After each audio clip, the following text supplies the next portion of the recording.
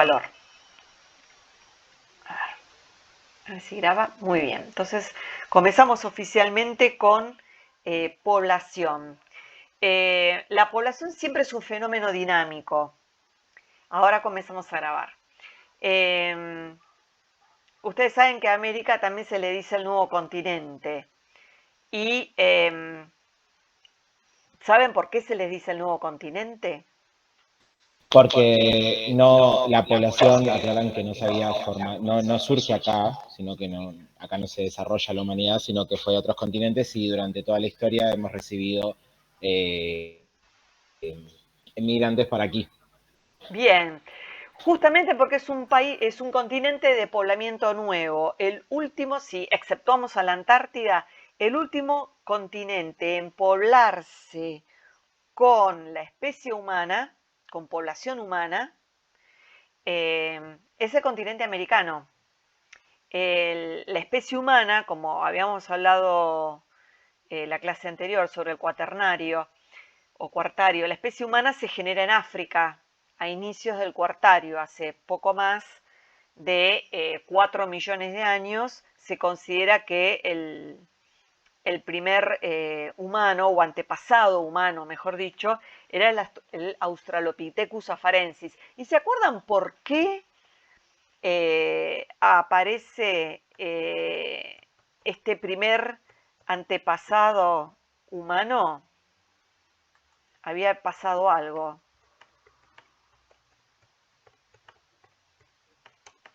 Era por la posición bípeda que habían tomado, ¿Por qué toman la posición bípeda?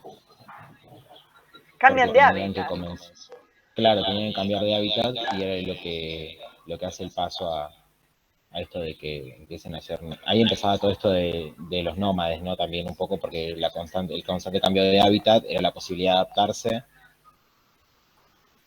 era por eso, Bien, tenían que bajar de los árboles y demás. porque hay un cambio climático hace 4 millones de años, probablemente debido a los fenómenos volcánicos y posvolcánicos. Había mucha cantidad de ceniza en la atmósfera. El, el clima, a pesar de todos los movimientos tectónicos, el clima durante el terciario era un poco más cálido. A inicios del cuartario, el clima se volvió más frío y más seco. Desaparecieron los bosques, una parte de los bosques tropicales, y al Australopithecus, que era un homínido de 1,30 m más o menos de altura, le quedaban dos opciones: o morir por la falta de hábitat o adaptarse a un nuevo hábitat. Entonces, en la medida que los bosques disminuían, las praderas y las estepas se agrandaban. Entonces el Australopithecus tuvo que pararse en sus extremidades posteriores, es decir, pararse en sus piernas, y desde allí el manos libres permitió la evolución humana. ¿Sí? Si nosotros queremos ver cómo ha sido la evolución humana, no tenemos nada más que ver el comportamiento de un recién nacido hasta que empieza a hablar. Es decir, todo lo que nosotros llamamos en psicología el sensorio motor, más o menos desde el nacimiento hasta los 2 años. Esa es exactamente la evolución humana. No sé si ustedes notaron, eh, por ejemplo, los que tenemos pelo largo, cargamos un bebé, y ¿qué hace el bebé? Juega con el pelo. Te agarra el pelo y te lo agarra con una fuerza. El bebé tiene mucha fuerza en las manos respecto a la edad que tiene y respecto al tamaño que tiene, justamente porque el monito se agarra todavía de la piel o del pelo de la mamá. ¿Sí? La mamá camina por las ramas y el monito agarrado, o a veces colgando de abajo, agarrado de la piel o del pelo de la mamá. Este reflejo lo tienen los bebés, ¿no? Este reflejo prensil de agarrar todo, no solamente el pelo. Una de los chequeos que hacen los neonatólogos cuando los bebés nacen es ponerle un dedo en la palma de la mano y el reflejo prensil del bebé es agarrarlo. si no lo agarra, tiene una inmadurez neurológica, puede tener daño cerebral, etcétera, porque es una conducta que es evolutiva y es una conducta que tiene varios millones de años, unos cuantos, porque es una conducta que viene desde nuestros antepasados primates. Bien, pero como sea, el primate cuando sale de África ya no es más Australopithecus, hola, ¿cómo está Facundo? Sino que ya es Homo, ya pertenece a nuestro género humano y se va a expandir por Europa y por Asia, de África a Asia y de Asia a Europa. Ese es el recorrido que va a hacer. Convivieron varias especies humanas, no somos los únicos humanos que hemos poblado la Tierra. El famoso Neandertal, ¿lo escribí bien? Neandertal. El famoso Neandertal, me comí una R. Ahí me gustó. Fue contemporáneo a nuestra especie, que nosotros somos descendientes del Cro-Magnon, Homo sapiens sapiens. Nosotros hemos convivido con los Neandertal en Europa, sobre todo en Europa central y oriental, pero a pesar de que el Neandertal era más grande, más fuerte y tenía un cerebro más grande, sucumbió ante las artes y las artimañas del Cro-Magnon. Probablemente nuestra especie haya tenido quizás un grado de simbolización mayor o se haya podido adaptar mejor a los distintos cambios ambientales. Probablemente por eso nuestra especie, que era más débil que el hombre de Neandertal, o el Homo sapiens neanderthalensis, sin embargo lo superó. Es decir, la supervivencia no fue del más fuerte, sino del que mejor se supo adaptar.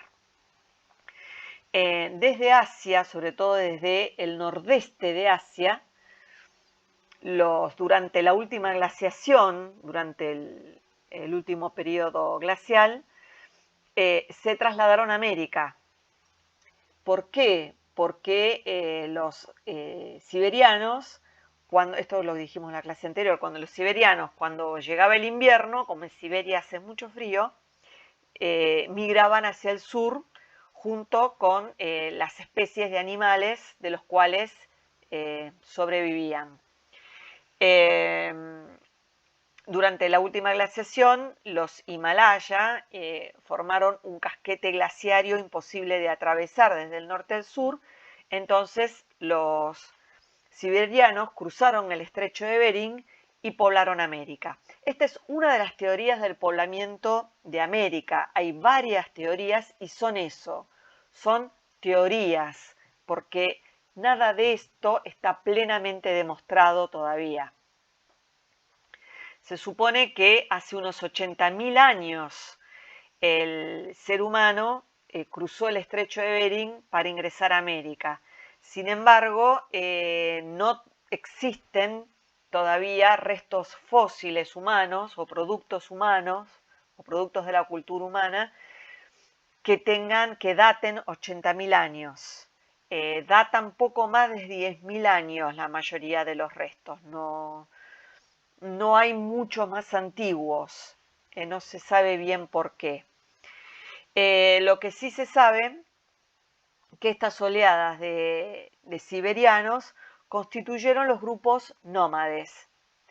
Los grupos nómades de América fueron los más antiguos porque escapaban de la glaciación, exactamente. Obviamente, América del Norte también hacía frío, no tanto como en Asia, pero hacía frío. Por eso se fueron hacia el sur y bastante rápidamente llegaron a América del Sur, porque fueron persiguiendo un clima más benigno y la posibilidad de alimento. Aquellos que ingresaron por el estrecho de Bering habrían llegado hasta Tierra del Fuego, constituyendo algunos de los grupos que poblaron Tierra del Fuego hasta épocas históricas. tengo armado una ficha sobre poblamiento primitivo de América que se las voy a dejar después como una ficha complementaria para que les queden para ustedes, porque el tema es muy complejo.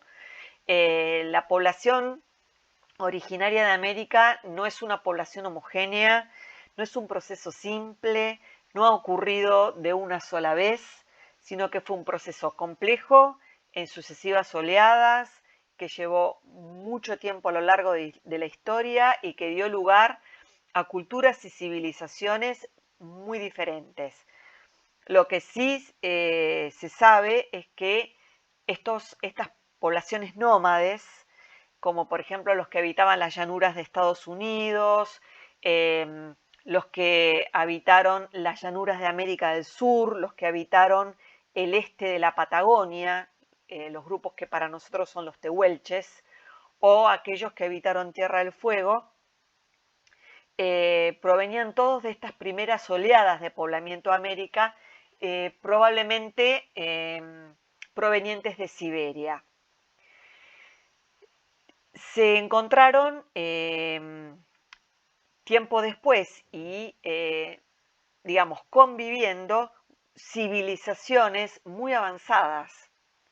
Entonces, ¿cómo se explica la convivencia de grupos nómades, cazadores, recolectores con civilizaciones avanzadas, como fueron la azteca, la maya, que fue la más avanzada de todas, o la civilización inca? Sí, escucho. ¿Alguien quiere preguntar? No, iba a decir que era, ¿cómo se dice? Que era por la facilidad que también habían tenido de poder agruparse, organizarse, que es como que perseguían el fin, ¿no? El poder adaptarse, y ahí es donde se arman las tres, que obviamente decía que eran muy distintas en las formas de organizaciones, que es donde empieza a surgir todo lo político y demás, pero quizás en la forma de organización social tenían más afinidad que en la forma de organización política, que también eso fue lo que les permitió que se puedan agrupar, ¿no? Perseguir como quienes perseguían determinado objetivo, y por un lado, y después, bueno, por el otro, los otros, Tenían creo. caracteres similares y diferentes. Eran similares somáticamente. Una de las teorías que trabajaron los antropólogos es que, por ejemplo, los grupos más antiguos, los grupos nómades, tenían características somáticas diferentes. Por ejemplo, eran más altos, más corpulentos. Tenían un cráneo, una forma de cráneo diferente que los grupos que constituyeron las civilizaciones como la azteca, la maya o la inca. Esos grupos tenían unos rasgos mucho más parecidos a los rasgos que tienen actualmente los pobladores del sudeste asiático, de Tailandia, de Vietnam, de Camboya, es decir, de toda la región de Indochina. Los pobladores de las civilizaciones americanas, de las civilizaciones agrícolas americanas, tenían somáticamente, eran parecidos a los pobladores del sudeste de Asia y a los malayos, con lo cual se supuso que esas civilizaciones americanas provenían de grupos del sudeste asiático y que habrían atravesado el Océano Pacífico en balsas y habrían llegado a América. ¿Sí? Es una de las 4 teorías que existen sobre el poblamiento de América. Una de las 3 más importantes, en realidad, que tienen que ver con esta migración desde sudeste de Asia, pasando por Oceanía, hasta llegar al norte de América del Sur o a Centroamérica. No habría sido una oleada sola, habrían sido varias oleadas y tenían elementos no solamente somáticos, es decir, el cuerpo similar, sino algunos elementos culturales similares entre el sudeste de Asia y las civilizaciones americanas. Cuando hablamos de civilización, acuérdense que hablamos de ciudad y hablamos de organización estatal y hablamos de agricultura, una organización económica. Y estamos hablando además, obviamente, de civilizaciones sedentarias. Esta teoría, entonces, es la teoría del Pacífico que intentó, que es esta línea que está en Bordeaux, que intentó demostrar la expedición de la Kon-Tiki. Y hay otra teoría que dice que los pueblos del este de Asia habrían bordeado todas las islas y se habrían asentado en las costas de América del Sur. Esa es la teoría de la ruta costera. Y después existe una última teoría que habría, sí, ya vamos, que relaciona las civilizaciones americanas con aquellas de Europa y que habrían cruzado el Atlántico. Sí, escucho. No, que estaba siguiendo lo que usted está comentando con el mapa del apunte de la clase número 9, que si le quería preguntar si quiere que lo comparta por Classroom o ¿Que no se vio digo el por mapa? No me digan que no se vio. a mí no, yo no estoy viendo, profe, no está ¿Nadie lo compartiendo. vio? No, No, profe. qué desgracia, no me No, profe, no se compartió. vio. Perdón. Ahora vamos de vuelta. Ah, ahí dice no se pudo compartir. Yo empecé a hablar. Buah. A ver. Ahí se ve. Sí, ahora sí. Ahora sí. Ahora sí. Perdón. Bueno, aquí vemos la ruta primitiva, la más antigua, la ruta que cruzó el estrecho de Bering, que pobló la planicie norteamericana, se dirigió a América del Sur, pobló las planicies de América del Sur. Queda un signo de pregunta el origen, por ejemplo, de los grupos amazónicos. Quizá aquí tenemos profes de historia, quizás lo sepan mejor. Unos dicen que venían de estos grupos más antiguos, otros que eran grupos más modernos. En la Argentina constituyeron los grupos que eran nómades, los habitantes de La Pampa, los habitantes del Chaco, los habitantes de las mesetas patagónicas y de Tierra del Fuego son los herederos de estos humanos que llegaron desde el estrecho de Bering. Todos nómades, cazadores recolectores y con una carga demográfica muy baja. Eran grupos pequeños, 40 personas, 50 personas. Y en líneas generales, en la historia humana, los grupos nómades, cazadores recolectores, siempre tuvieron una carga demográfica baja, siempre fueron pocos, ¿sí? Con una tasa de natalidad relativamente baja y una tasa de mortalidad que podía ser relativamente alta, es decir, no eran grupos que crecían en población, sino que eran grupos que tendían a mantenerse en población, inclusive algunos grupos disminuir, un poco a merced de los cambios climáticos. Esto es lo que se llama primera fase de transición demográfica. Cuando no hay Estado, cuando la organización social es muy endeble, entonces los grupos, la población humana no crece. La segunda... Profe, disculpe, sí. Antes de seguir me surgió una duda. Dale. Con esta última teoría de la ruta del Atlántico y el significado que tendría lo que es Nuevo Mundo. Al principio de la clase nos explicó que América sería Nuevo Mundo porque es el último continente en donde empezaron a habitar la especie humana, los seres humanos. Fuera de la Antártida. Claro, pero también está la teoría de que se llamó Nuevo Mundo porque los europeos cuando llegan a América no tenían conocimiento de estas tierras y entonces ellos creyeron que descubrieron una región nueva.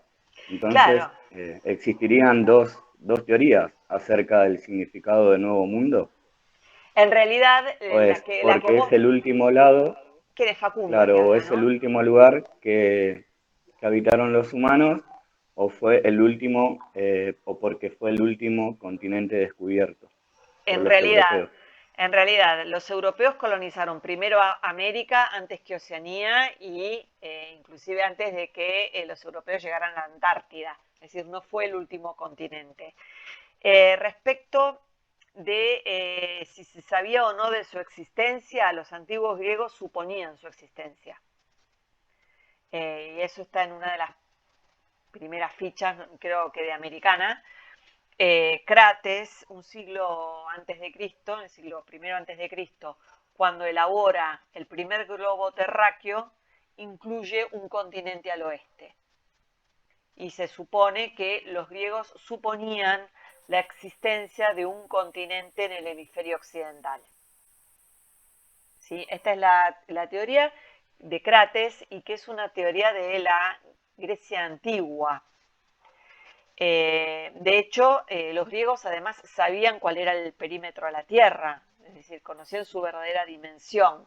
Entonces, llamar Nuevo Mundo, porque en realidad fue un término que acuñaron los españoles cuando llegaron a América, pero no se puede hablar de Nuevo Mundo como un mundo que no se sabía que existía, porque en la antigüedad se suponía que existía y se había postulado que existía. Además, antes de la llegada de los españoles, 6 siglos antes llegaron los vikingos, que no están en este mapa, que saliendo de la península escandinava, buscando mejores condiciones climáticas y buscando sobre todo un lugar donde poder ejercer la agricultura, ellos fueron a las Islas Británicas, fundaron un asentamiento importante para ellos en Irlanda, prácticamente la ciudad de Dublín fue fundada por los escandinavos, después se asentaron en Islandia, después se asentaron en Groenlandia y llegaron hasta la península del Labrador. Y estamos hablando 5 o 6 años, 5 o 6 siglos, perdón, antes de los españoles. El concepto de Nuevo Mundo que a mí me gusta es el concepto de que fuera de la Antártida, fue el último continente poblado por nuestra especie. ¿Sí? De Bueno, hecho, se agradece la aclaración, no, profe. no, no, no, porque si no, ese término Nuevo Mundo acuñado por los españoles, ya digamos como Es un que tema más eurocéntrico, digamos. totalmente, Como que ellos totalmente. llegaron a América y vieron que las personas no tenían una religión que ellos conocieran ni tenían un lenguaje en común, entonces dijeron, bueno, no son personas, son animales y este es un nuevo mundo por dominar, digamos. Una Exactamente, visión más eurocéntrica que geográfica. totalmente, totalmente. Nosotros, o yo al menos prefiero llamarlo Nuevo Mundo, porque es un continente de poblamiento reciente, es decir, solamente lo pobló en nuestra especie, Homo sapiens. No hay ningún, hasta ahora, por eso llaman teorías, no son leyes, hasta ahora solamente el Homo sapiens, es decir, solamente nuestra especie pobló América. Es decir, partimos de ese supuesto. Hasta ahora no fue derribado. Lo que sí se tuvo que explicar por qué convivieron grupos nómades, cazadores-recolectores, con civilizaciones americanas avanzadas. Entonces, la explicación es el origen. Los primeros grupos cazadores-recolectores habrían llegado del norte de Asia, eran siberianos, mientras que los grupos que constituyeron civilizaciones provenían del sudeste de Asia, tienen forma somática similar, más bajos de estatura, más pequeños, un cráneo típicamente asiático, un cráneo achatado típicamente asiático, una nariz chata, ojos rasgados, un cabello lacio, el tipo de construcciones, por ejemplo las pirámides, el tipo de agricultura en terrazas, que es muy propia del sudeste asiático, pero también es muy propia de estas civilizaciones americanas. Es decir, hay un montón de elementos culturales que nos dicen, que nos relacionan las civilizaciones americanas, sobre todo las tres más importantes, azteca, maya, inca, con las civilizaciones del sudeste de Asia.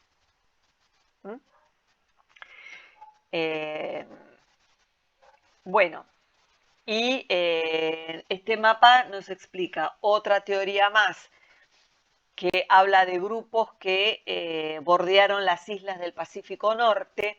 Hay otra teoría que nos hablan de grupos que bordearon islas del Pacífico y del Atlántico Sur y que habrían llegado a la Patagonia también. Y finalmente otra teoría que habla de la posible relación entre el mundo antiguo europeo y el mundo antiguo americano. Yo les voy a acercar a ver si aquí tenemos un videíto acerca de lo que es la civilización maya y algunos elementos, esperemos que deje de compartir, algunos elementos de la civilización maya. La tomamos en cuenta, uno de los rasgos que hicieron pensar en esta teoría es, en primer lugar, los mayas fueron contemporáneos a los griegos. Es decir, el periodo antiguo clásico maya empieza ya 200, 300 años antes de Cristo. Y llegó hasta el siglo VI, VII después de Cristo. A partir de ahí, la civilización maya poco a poco empieza a decrecer. Otro elemento en común es la organización estatal de los mayas, que constituyeron ciudades-estado. En algunos casos armaron alianzas entre las ciudades-estado y en otros casos lucharon entre ciudades-estado, de una manera paralela a lo que ocurrió en la antigua Grecia, ¿no? Entre Atenas, Esparta, que formaron ligas y que después finalmente terminaron peleando entre ellas, Atenas y Esparta, y que fue es el inicio del ocaso de la civilización griega en Grecia, ¿sí? Algo similar habría ocurrido con los mayas. Por eso aparece un grupo, que creo que ya fue en los 80, la expedición Atlantis, cruzó el Atlántico demostrando que grupos del Mediterráneo Oriental, sobre todo de Grecia, se podrían haber conectado con grupos de América Central, sobre todo los mayas.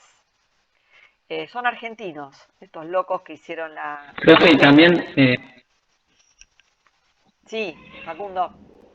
es un componente universal igual también, no es que solamente y es más, era la pauta, pero esto de que creían en varios dioses que eran politeístas y que esos dioses representaban la fuerza de la naturaleza.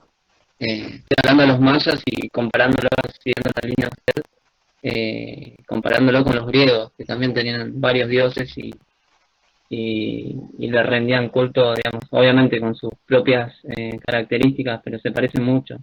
En realidad, como vos decís muy bien, Facundo, eso es evolutivo, es decir, esto quizás lo vieron en antropología, pero justamente, no quiero que arranque todavía,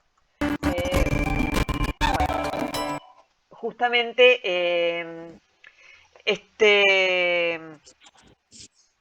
ahora me voy a acordar cómo se llama, estas deidades de la naturaleza forman parte del el avance de lo que es la simbolización humana.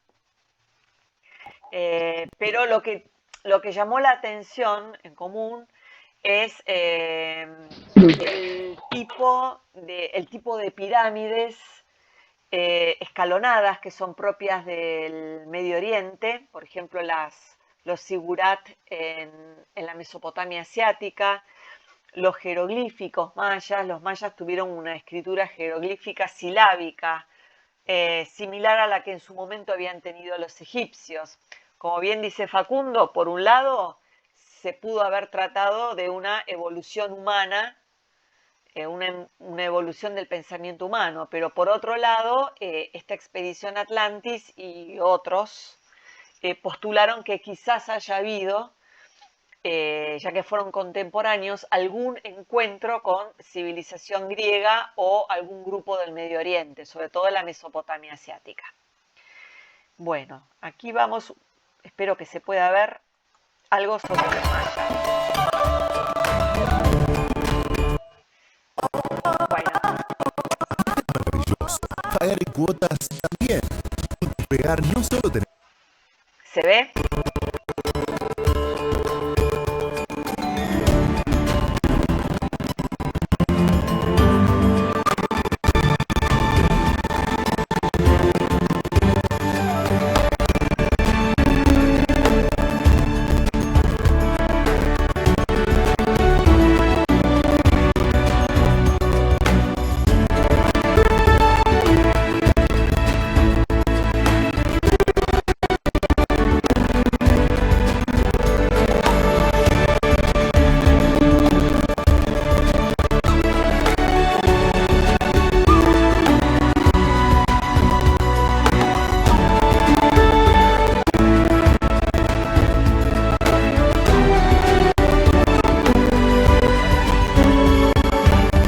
Por lo que se ha estudiado, se cree que Yaxchilán estuvo habitado del año 250 al 900 después de Cristo.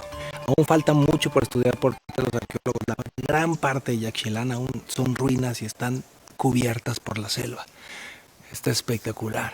Algunos llamaban a Yaxchilán como la ciudad perdida maya.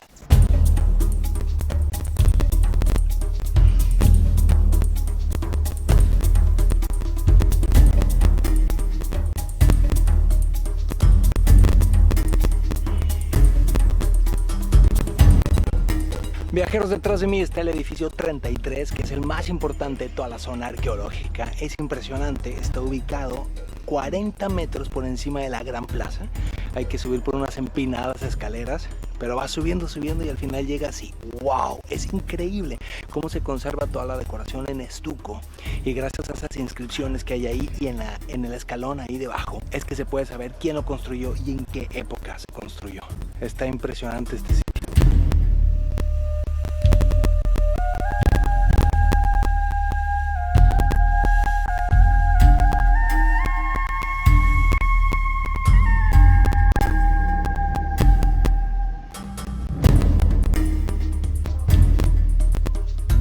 Miren, esta cruz es la representación del árbol de la ceiba. Miren, viajeros, qué interesante está esto. Este es Pájaro Jaguar IV, que fue un gobernante que tuvo Yaxchilán y fue el que mandó construir este edificio 33. Y luego de este lado tenemos la escritura maya, este es el texto histórico y aquí el texto mitológico. Estos son los aluches. Para la gente que no es de México, los aluches son como una especie de duendes que los mayas les tenían miedo de que no los fueran a perder en la selva. Y luego aquí podemos ver, se cree, un personaje que peleó contra Pájaro Jaguar IV en el juego de pelota y perdió. Y aquí se ve cayendo ya sin cabeza.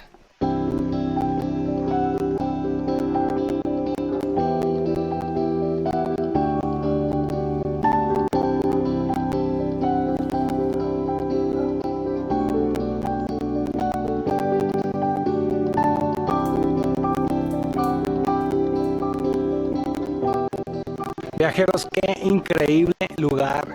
Es todo, el sitio, la zona arqueológica, la selva, la forma de llegar, que solamente en una balsa o si tienen un avión privado, también pueden llegar en un avión privado, pero está espectacular. Y además, cuando vengan, quédense un momento en silencio y escuchen la selva, o sea, escuchen los monos aulladores, escuchen los sonidos de la naturaleza. Es de verdad impresionante. Hay demasiada información relacionada a Yaxchilán que pueden buscar en libros o por internet. Ahí les voy a dejar algunos datillos para que sepan los detalles de todo lo que se ha encontrado aquí, especialmente los dinteles. Y nada, si pueden, visiten este lugar que es lejano, pero muy espectacular. Tiene todos los likes.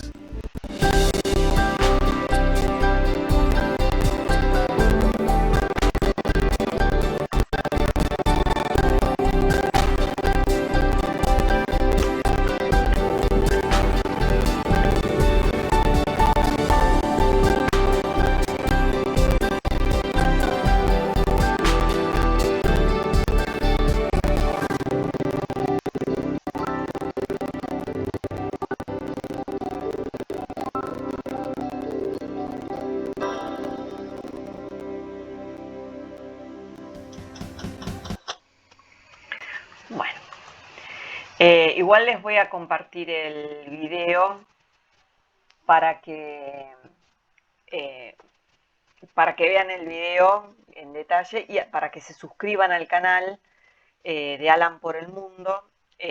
Tiene unos videos muy buenos para la escuela secundaria porque él es un mexicano que se recorrió a todo el mundo, estuvo en la Argentina acá.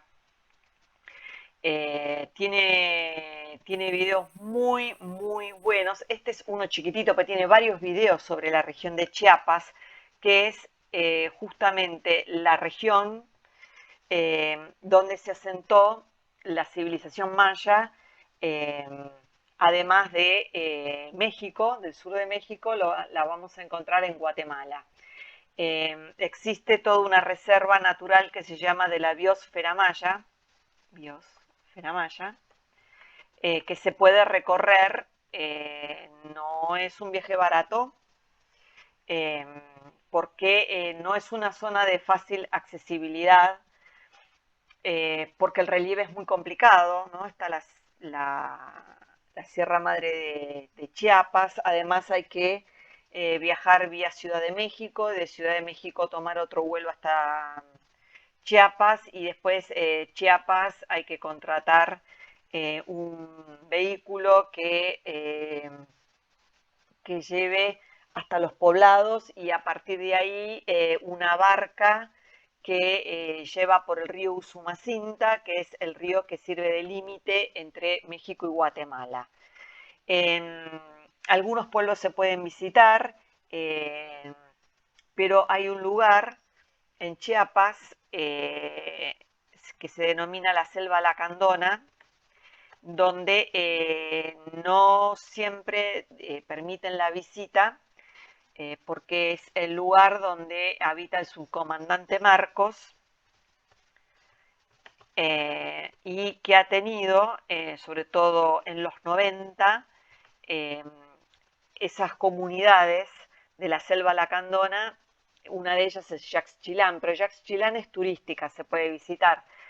Han estado enfrentadas al gobierno de México porque han pedido, Chiapas pidió autonomía, porque es el México maya, no es el México ni azteca ni español, es el México maya. Pidieron autonomía de México, el Estado mexicano primero dijo que sí, después dijo que no, y ahí comenzó el conflicto, que en un momento fue armado inclusive, entre los lacandones y el gobierno de México. Entonces algunos lugares permiten la entrada y algunos lugares no. Yaxchilán es uno de los lugares que se puede visitar. Si no, pueden ir desde Cancún, se pueden visitar las ruinas mayas, sobre todo Chichen Itza o Uxmal, y si no, directamente desde Tulum. En Tulum, eso estaba en una ficha anterior, las ruinas mayas llegan hasta el mar. Es una civilización muy compleja, muy interesante, mientras que tanto la civilización inca como la azteca fueron mucho más estudiadas, se tienen mucho más datos. La maya todavía está en estudio y hay muchas historias misteriosas alrededor de esta civilización. La realidad es que cuando llegaron los españoles, la civilización maya ya estaba en decadencia, pero no ni la azteca ni la inca. Como dijimos en Mundial, la civilización inca era sumamente vertical. Con la muerte de Moctezuma y de Cuauhtémoc se terminó el imperio azteca. La conquista del Perú fue mucho más compleja porque el Perú, si bien era un imperio, constituía una federación, entonces costó y fue mucho más cruenta la conquista del Perú.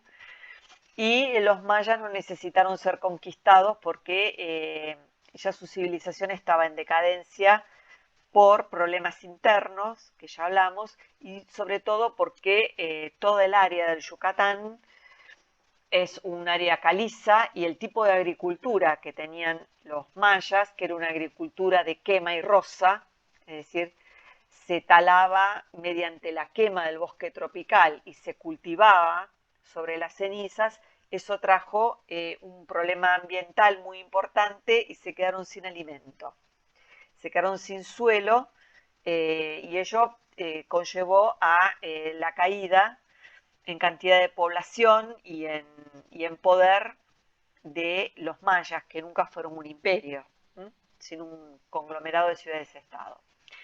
¿Qué más podemos decir al respecto?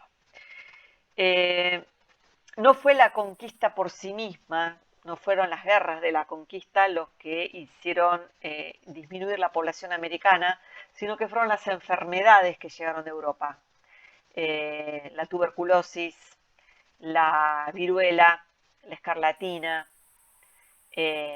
enfermedades que no tanto la tuberculosis, pero la viruela y la escarlatina no eran, y el sarampión, por ejemplo, no eran mortales en Europa, pero fueron mortales en América, porque eran enfermedades que no existían, frente a las cuales los americanos no tenían anticuerpos, sí, además de la sífilis, los americanos no tenían anticuerpos y murieron.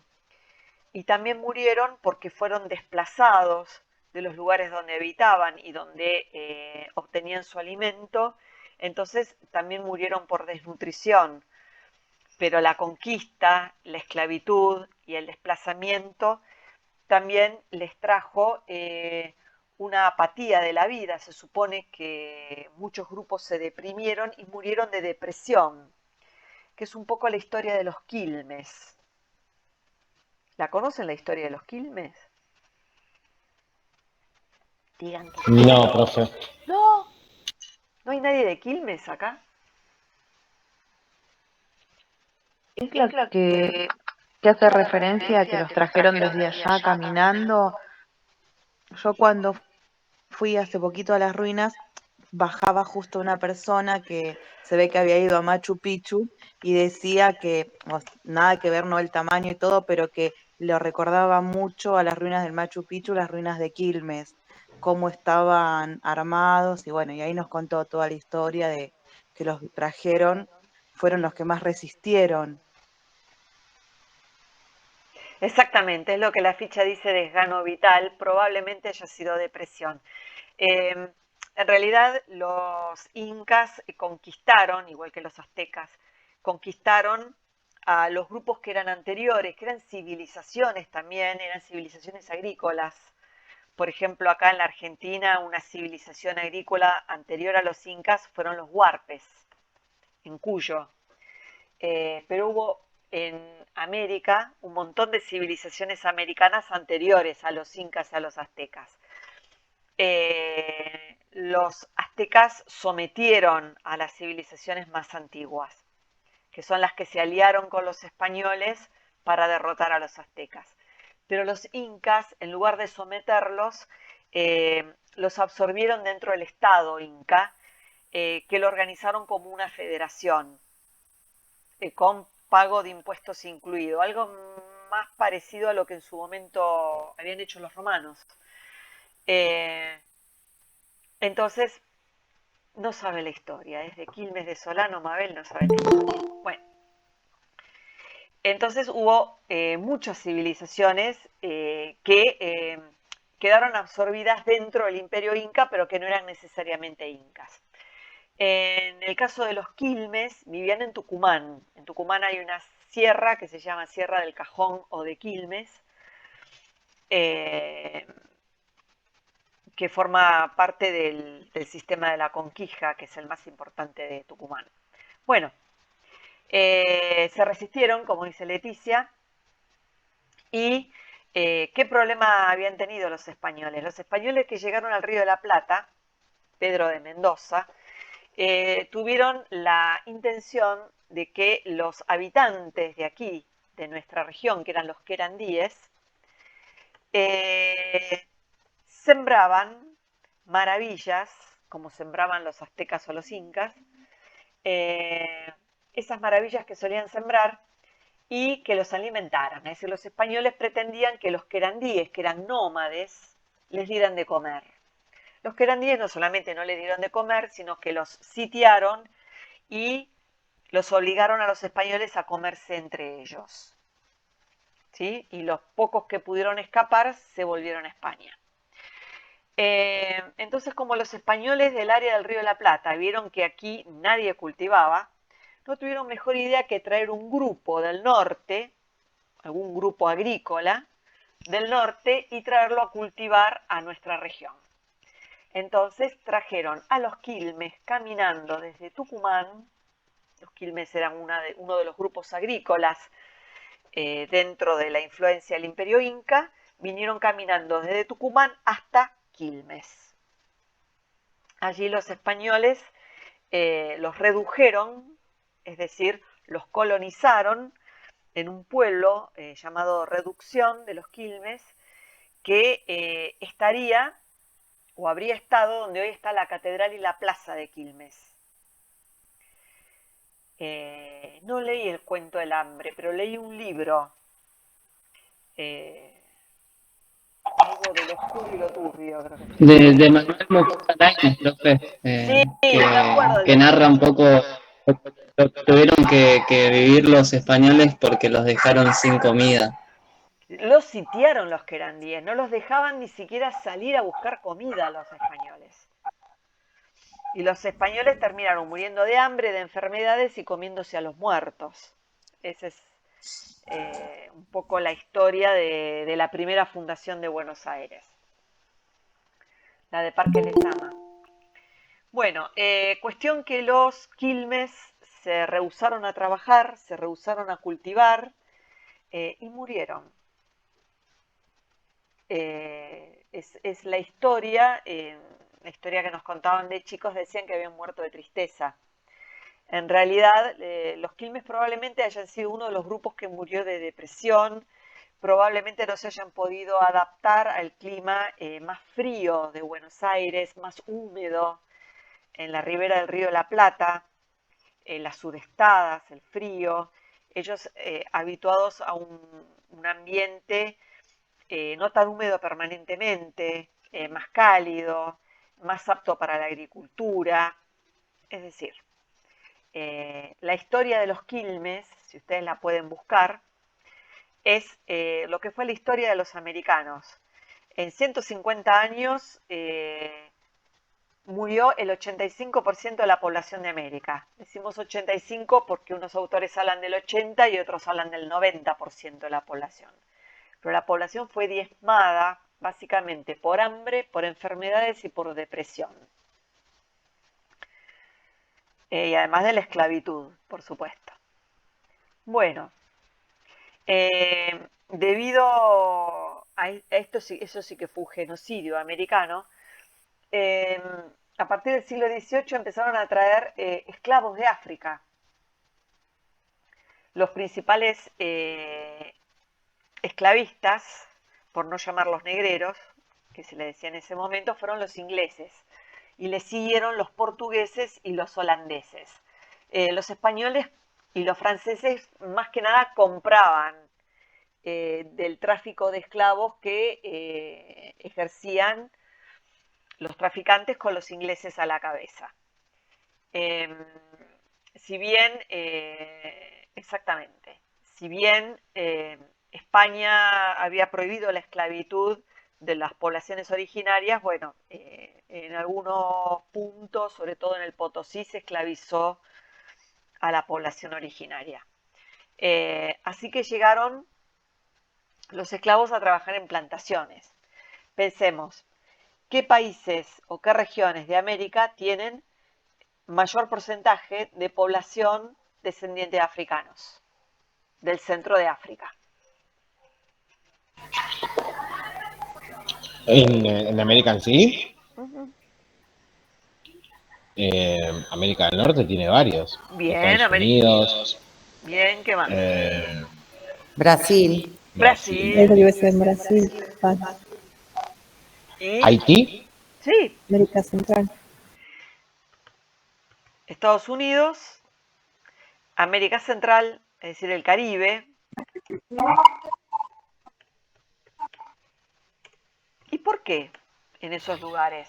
Es por las condiciones climáticas, ¿no? Para poder desarrollarse. ¿Qué trabajo hacían los afroamericanos? Eran esclavos y trabajaban la tierra. Se dedicaron al sistema de plantación. Trabajaban la tierra dentro del sistema de plantación. ¿Dónde había plantaciones? En el sur de Estados Unidos había plantaciones Y en Brasil. Claro, en Brasil, y había plantaciones en la América Central del Caribe, en Haití, en Cuba, Dominicana. Principalmente de azúcar, ¿no, profe? Exactamente, las plantaciones Trabajaban fueron en bien. las plantaciones de azúcar que eran muy grandes y dejaban mucho capital también y El algodón. necesitaba mucha mano de obra. Exactamente, caña de azúcar, algodón, ¿qué más? Y después se va a incorporar el tabaco. ¿Café? ¿Dijeron? Después café, muy bien. El cacao.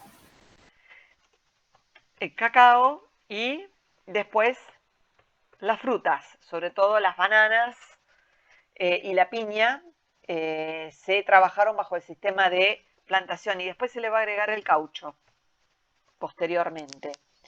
El tabaco, el cacao, eran productos típicamente americanos. El chocolate, la palabra chocolate es una palabra de origen azteca, está en idioma náhuatl. Y era algo así como el elixir de los dioses, el chocolate para los aztecas. Bueno, muy bien. Con la revolución industrial comenzaron a llegar los pobladores europeos a América, no ya en calidad de esclavos, sino para trabajar en los cultivos o para trabajar la ganadería, no ya bajo el sistema de plantación, sino bajo un sistema más similar al europeo que tenía que ver con granjas, con chacras. ¿Profe, puede repetir el tiempo, el siglo? A partir de la revolución industrial, es decir, a partir del siglo XIX, listo. básicamente. Sí. No, porque no había prestado atención ahí. Sí, en un sistema que era distinto al de plantación y que tenía que ver más con huertas, con granjas, un sistema más similar al europeo. Y acá hay que hacer una aclaración.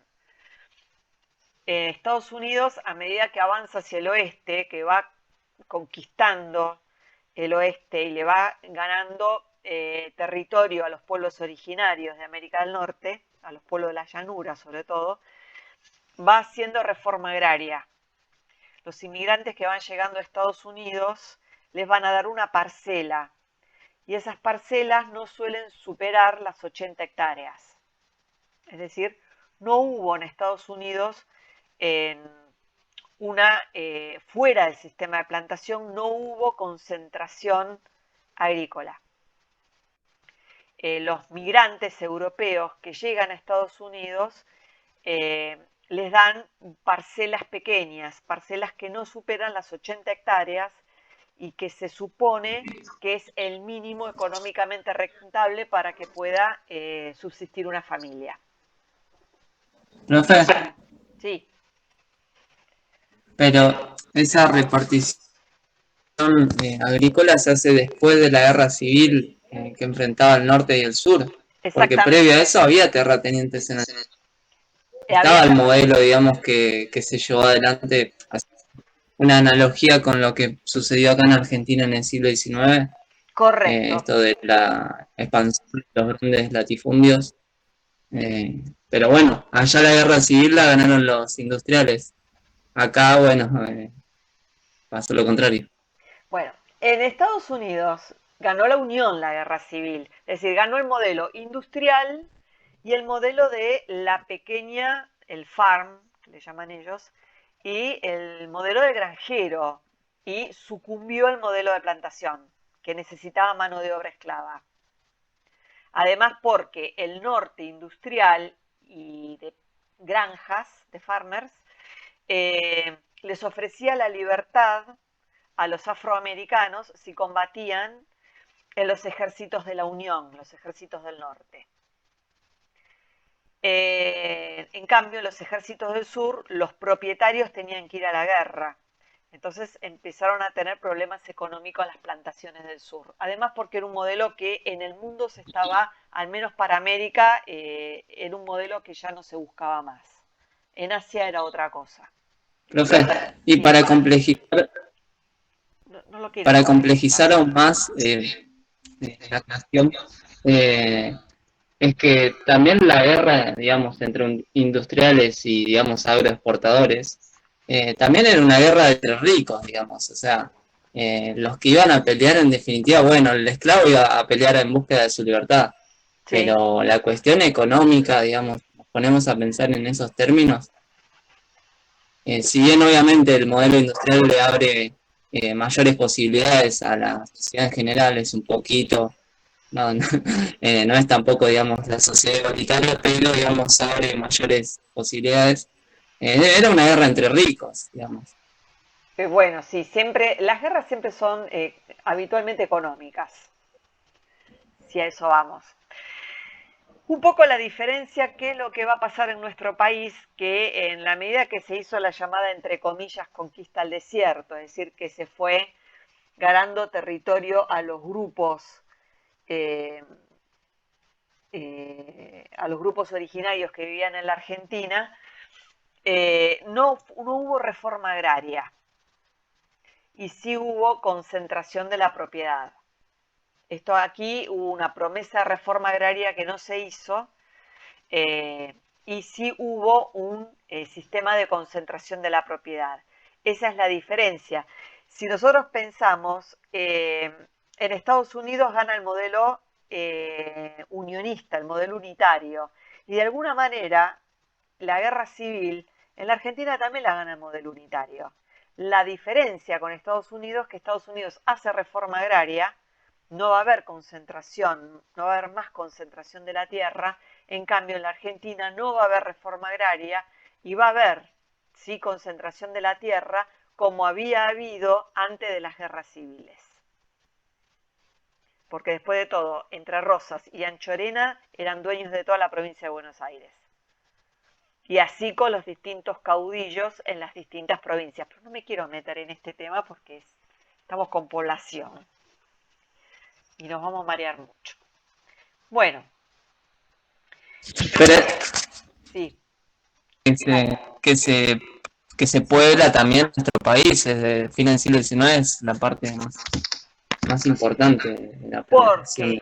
Y acá hay un tema importante. En la Argentina, esto ustedes lo tendrían que ver, o lo tienen, seguramente lo habrán visto en Argentina. En Argentina la mayor densidad de población no estaba en el área del Río de la Plata, sino que estaba en el noroeste, en el área de influencia, sí, lo perdonamos a Facu, el área de influencia del Imperio Inca, en el noroeste de la Argentina. Esa era la región más poblada. Después que se fundan las ciudades por las corrientes colonizadoras, las ciudades más pobladas serán las ciudades del Alto Perú, será Salta, será Córdoba. Buenos Aires será la pequeña aldea, y después será la gran aldea. Pero Buenos Aires, en las primeras etapas del virreinato, no era ni por casualidad importante como lo era Córdoba, que unía el litoral con el norte, o las ciudades del norte que eran camino hacia el Alto Perú, Salta, Jujuy. ¿Sí? Córdoba, Salta y Jujuy eran más importantes que Buenos Aires. Cuando se termina el modelo mercantilista y comienza el agroexportador en nuestro país, es cuando Buenos Aires y el puerto va a tener más importancia, más predominancia y va a constituir eso que ustedes estudiaron como hinterland, que será la influencia del puerto de Buenos Aires en todo el resto de la Argentina, que todavía no terminó. Entonces, la mayor parte del país, la mayor parte de la superficie del país estaba muy poco poblada. No era un desierto, pero como los grupos eran nómades, eran grupos de pequeña cantidad de habitantes. En realidad, la resistencia no la van a oponer esos grupos que vivían en la Pampa y la Patagonia, sino que la van a oponer los araucanos, que escapando de la conquista de Chile se habían asentado en la Patagonia andina y resistían, sí, Ezequiel, no hay problema, y resistían el avance desde Buenos Aires. Esa fue la parte cruenta de la conquista de la Pampa y la Patagonia. Para poder establecer el modelo agroexportador en la Argentina y en Estados Unidos es que llega la inmigración europea. Bueno, queda toda una parte de estática y dinámica demográfica, de pirámides de población, que es la parte que está en la ficha. Pregunto, ¿ustedes en algún momento lo han visto? Lo que es transición En social, con demográfica. Lili. Ah, listo. Sí. Listo, ya vieron Sí, pirámides de segundo. población. Listo, bien. Entonces nosotros también lo podemos dejar acá por hoy.